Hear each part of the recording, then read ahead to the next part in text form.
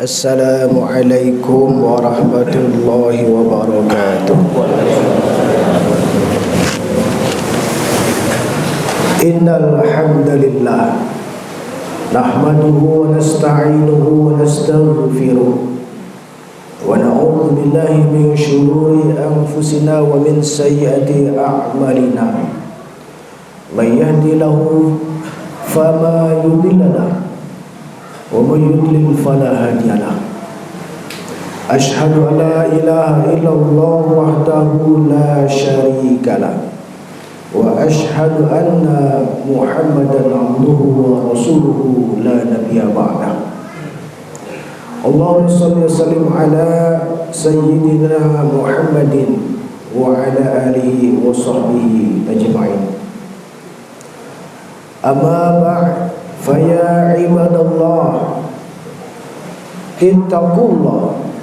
ittaqullaha haqqa tuqatih wa la tamutunna illa wa antum muslimun.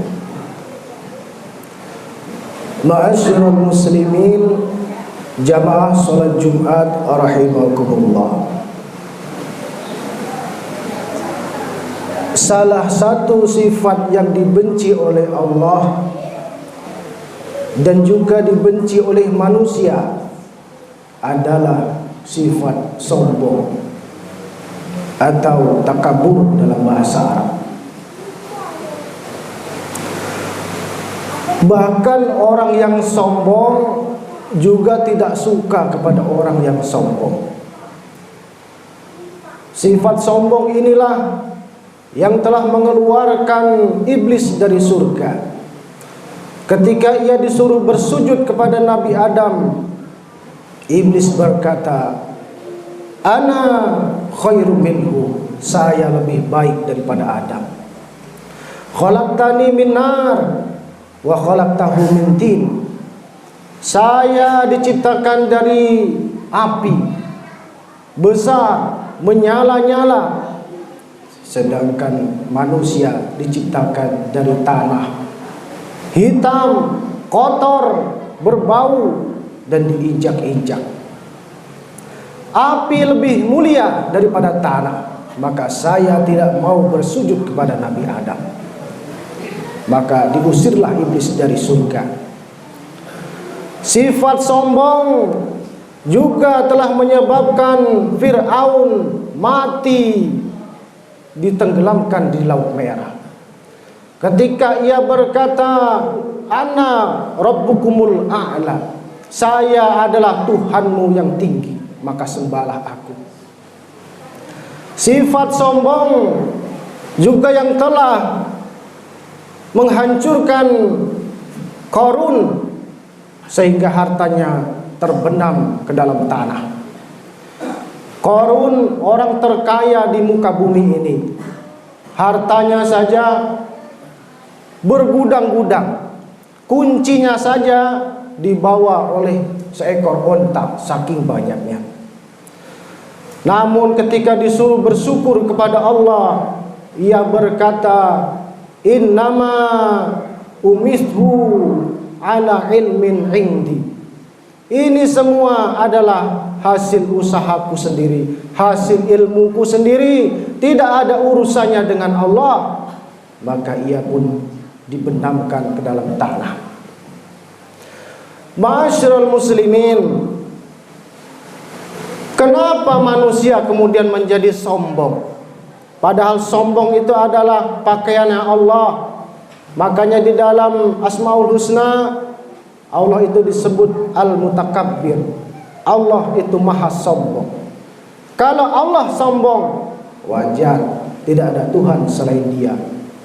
Tapi kalau manusia sombong, bukan pakaian manusia. Maka Imam Ali berkata, "Aku ini heran kepada manusia. Manusia itu diciptakan dari air hina." Kata Roma Irama, air sperma itu air hina. Kemudian di dalam perutnya ada barang hina, kotoran.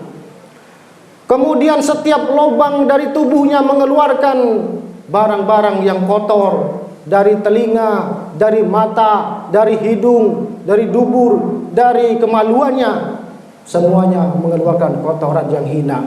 Kemudian mati, bangkainya paling busuk di antara bangkai yang lain. Kenapa manusia bisa sombong?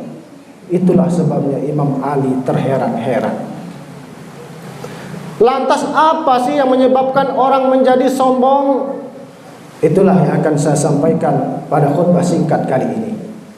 Yang pertama, manusia menjadi sombong karena ziyadatul mal, bertambahnya harta. Kaya, dulu waktu masih miskin, suka bergaul dengan kita, suka nongkrong-nongkrong bersama kita, suka ke masjid. Setelah kaya, sombong. Cuman bergaul dengan orang-orang kaya, punya komunitas-komunitas. Kalau bergaul dengan orang miskin, itu nggak level. Kita kan orang kaya, kita harus komunitasnya orang kaya. Maka sibuklah orang kaya ini dengan pamer harta. Rumah megah, pamer. Mobilnya mewah, pamer. Perhiasannya banyak, pamer. Istrinya setiap ke kondangan, semua cincin, semua gelang dipakai, pamer. Padahal tetangganya ada yang miskin, tetangganya ada yang tidak makan, ia sibuk memamerkan kekayaannya. Bukan tidak boleh kita menjadi orang kaya. Nabi Muhammad saja orang kaya. Siapa yang bilang Nabi Muhammad orang miskin? Nabi Muhammad itu melamar Siti Khadijah dengan 120 ekor unta. 120 ekor unta merah itu unta yang paling mahal, miliaran nilainya. Tapi Nabi tidak sombong. Maka kenapa kita kemudian sombong? I'mal lidunyaka ka'annaka ta'ishu abada wa amal akhiratika ka'annaka tamutu ghadan. Bekerjalah buat duniamu seolah-olah hidup selamanya, tetapi beramallah buat akhiratmu seolah-olah engkau akan mati besok. Silahkan cari dunia, silahkan bekerja. Pengen punya mobil, beli kalau memang ada uangnya. Pengen punya rumah mewah, beli, wong ada uangnya. Pengen pelesiran, jalan-jalan, silahkan, ada uang. Silahkan nikmati harta kita. Tapi jangan memaksa. Kadang orang karena ingin seperti orang-orang, tahan hutang sana sini, akhirnya ia terjerumus ke dalam hutang. Kenapa? Karena ingin seperti orang-orang, ingin kelihatan kaya, ingin kelihatan wah. Maka hadirin, silahkan kita menikmati harta, tetapi harus sewajarnya. Dan sedekah adalah hal yang utama. Saudara-saudara kaum muslimin jamaah Jumat rahimakumullah. Itu yang pertama, sombong karena harta. Yang kedua, apa yang menyebabkan orang menjadi sombong itu? Karena pangkat dan jabatan. Oh, dulu waktu masih orang biasa sering bergaul. Setelah jadi orang berpangkat, sombong bukan main. Kalau tidak ditegur, tidak galak negor. Oh, saya ini pejabat, harus ditegur dulu. Saya ini pejabat, harus duduk paling depan. Sombong. Menggunakan jabatannya untuk kepentingannya sendiri. Padahal mumpung punya jabatan, permudah izin masjid, permudah izin panti asuhan, rumah-rumah tahfiz. Jangan setelah pensiun baru mau berbuat. Tanda tangan sudah tidak laku, memo tidak dihargai, baru mau membantu agama. Mumpung masih jadi pejabat, kita membantu. Mana yang kira-kira bisa kita bantu untuk agama ini?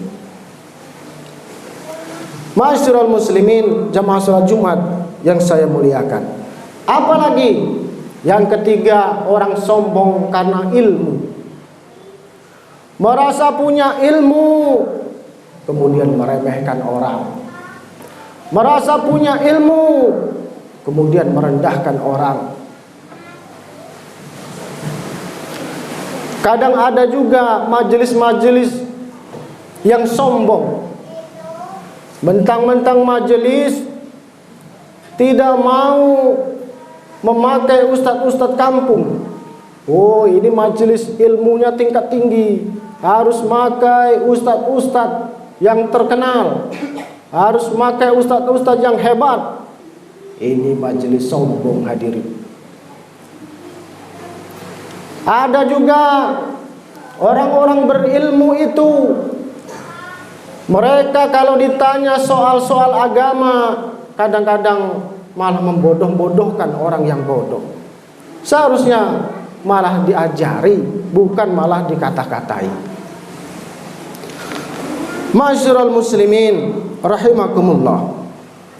Kemudian apalagi penyebab orang sombong yang keempat? Ziyadatul ta'ah. Sombong karena ketaatan. Sombong karena amal dan ibadah. Merasa sudah rajin sholat, sombong. Menghina orang yang belum sholat. Merasa sudah sholat duha tiap hari, sombong. Meremehkan orang-orang yang belum pernah duha. Merasa sudah hebat membaca Al-Quran, menghina orang yang baru belajar Iqra. Merasa sudah tahajud tiap malam, merasa sudah paling masuk surga sendiri, orang-orang masuk neraka semuanya. Ini sombong. Hati-hati. Beribadah boleh, rajin ngaji bagus, tapi kalau disusupi sifat sombong, hancur itu pahala. Orang-orang yang sombong, mereka di akhirat nanti akan dibangkitkan kecil-kecil seperti semut. Kenapa? Karena waktu di dunia ia mengecilkan orang, maka ketika di akhirat ia dibangkitkan kecil-kecil, dipijak-pijak orang yang lalu lalang. Saudara-saudara kaum muslimin rahimakumullah, yang kelima yang menyebabkan orang menjadi sombong adalah karena rupanya. Ada orang sombong karena kegantengannya. Ada orang sombong karena kecantikannya. Cewek-cewek selfie cekrek masuk Facebook, masuk Instagram. Kenapa? Cantik, sombong. Akhirnya wajahnya dinikmati oleh semua laki-laki. Meskipun wanita ini telah mati dikubur, dosanya terus mengalir. Karena wajahnya dinikmati oleh orang-orang, semua orang. Ya, kalau sekedar melihat, mungkin ada saja laki-laki yang menghayal, bagaimana kalau ia jadi istri saya, bagaimana kalau begini, maka dosalah. Sebagusnya kalau kita punya wajah yang tampan, punya wajah yang cantik, dipergunakan untuk kebaikan. Misalnya untuk memakai pakaian Islami, kan bisa dicontoh. Kadang kita protes, kenapa saya ini tidak ganteng? Kenapa saya ini tidak cantik? Kenapa saya ini pendek? Kenapa saya ini hitam? Orang putih semua. Padahal pendek, hitam, ganteng, cantik, itu semua pemberian Allah. Itulah yang terbaik buat kita. Hadirin, dulu ada cerita, ini kisah entah fiktif atau non fiktif, tapi ada hikmahnya. Alkisah, dulu ada seorang raja. Raja ini hobi berburu. Dia punya penasehat kerajaan. Penasihat kerajaan ini hobi ngomong khair, insya Allah. Itulah yang terbaik, insya Allah. Suatu ketika raja ini berburu, kemudian menyembelih buruannya, tak terasa jari sang raja ini terpotong, putus. Kemudian ia melapor kepada Perdana Menterinya. Waduh Perdana Menteri, jariku terpotong ini bagaimana? Saya jadi orang cacat dong. Masa raja cacat? Perdana Menterinya berkata, khair, insya Allah. Itulah yang terbaik bagi Tuan Raja. Tidak usah khawatir. Marah raja ini, wah kamu ini senang melihat penderitaan aku ya? Masa jari terpotong dibilang bagus? Marah raja ini, kamu dipenjara. Akhirnya Perdana Menteri dipenjara. Hari berganti hari, minggu berganti minggu, raja dan para pengawalnya kembali berburu. Saking asiknya berburu, masuk ke dalam hutan dan ketemu dengan suku primitif yang suka mengorbankan orang untuk dewa-dewa mereka. Akhirnya ditangkaplah raja dan para pengawalnya ini. Begitu ditangkap, tibalah saat pengorbanan untuk sang dewa. Akhirnya pengawalnya satu persatu diangkat, dibakar untuk persembahan dewa. Habis pengawalnya, mati semua. Giliran sang raja dipegang oleh orang-orang primitif ini, mau dibakar. Tunggu dulu. Ini tangannya cacat orang ini. Ini tidak bisa untuk sesembahan dewa. Maka lepaskan. Akhirnya dilepaskanlah raja ini. Oh senang bukan main raja ini. Begitu pulang, ternyata benar kata Perdana Menteri, jari yang putus ini membawa kebaikan. Andai kata aku tadi sempurna, pasti sudah dibakar oleh orang-orang primitif tadi. Akhirnya cepat-cepat pulang, menemui Perdana Menteri di penjara. Perdana Menteri, iya Tuan Raja, kamu saya bebaskan. Kok bisa begitu? Ya, ternyata perkataanmu benar. Apa yang terjadi kepada kita itulah yang terbaik. Oh terima kasih Tuan Raja. Tapi saya mau nanya kepada Anda, kata Tuan Raja. Anda kan di penjara. Iya. Lalu apa yang terbaik buat Anda kalau di penjara begini? Perdana Menteri berkata, kalau andai saja saya tidak di penjara, maka saya akan ikut Tuan Raja berburu dan saya pasti akan dibakar juga. Makanya di penjara ini yang terbaik buat saya. Oh begitu ternyata. Maka hadirin, setiap kejadian yang terjadi pada kita itu adalah yang terbaik. Kalau fisik kita begini, ya inilah yang terbaik. Tidak perlu protes, tidak perlu mengeluh. Semuanya adalah yang terbaik buat kita. Masyarul muslimin jamaah salat Jumat rahimakumullah, itulah saja yang bisa saya sampaikan pada khutbah singkat kali ini. Mudah-mudahan kita semua tidak termasuk ke dalam 5 golongan orang-orang yang sombong ini. A'udzubillahi minasyaitonir rajim. Bismillahirrahmanirrahim. Wal 'ashri innal insana lafi khusr illa alladziina aamanu wa 'amilus shaalihati wa tawassaw bil haqqi wa tawassaw bis sabr. Barakallahu li wa lakum fil Qur'anil azim wa nafa'ani wa iyyakum bima fihi minal ayati wa dzikril hakim wa taqabbala minni wa minkum tilawatahu innahu huwal ghafurur rahim.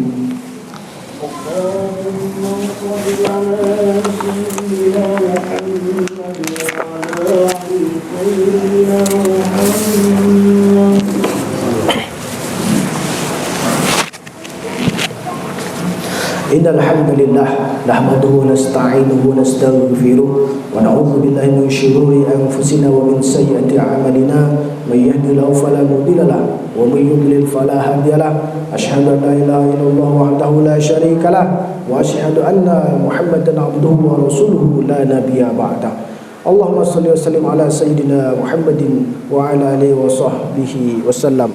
أما بعد إن الله وملائكته يصلون على النبي يا أيها الذين آمنوا صلوا عليه وسلموا تسليما اللهم صل على سيدنا محمد وعلى آل سيدنا محمد كما صليت على إبراهيم وعلى آل إبراهيم وبارك على محمد وعلى آل محمد كما باركت على إبراهيم وعلى آل إبراهيم في العالمين إنك حميد مجيد اللهم اغفر للمسلمين والمسلمات والمؤمنين والمؤمنات الأحياء منهم والأموات إنك سميع قريب مجيب الدعوات ويقوم الحاجات اللهم ادفع عنا الولاء والبلاء والوباء والفحشاء والمنكر والسيوف المختلفة والشدائد والمحن ما ظهر منها وما بطن من بلدنا هذا خاصة ومن بلدان المسلمين عامة إنك على كل شيء قدير ربنا آتنا في الدنيا حسنة وفي الآخرة حسنة وقنا عذاب النار عباد الله إن الله يأمركم بالعدل والإحسان وإيتاء ذي القربى وينهى عن الفحشاء والمنكر والبغي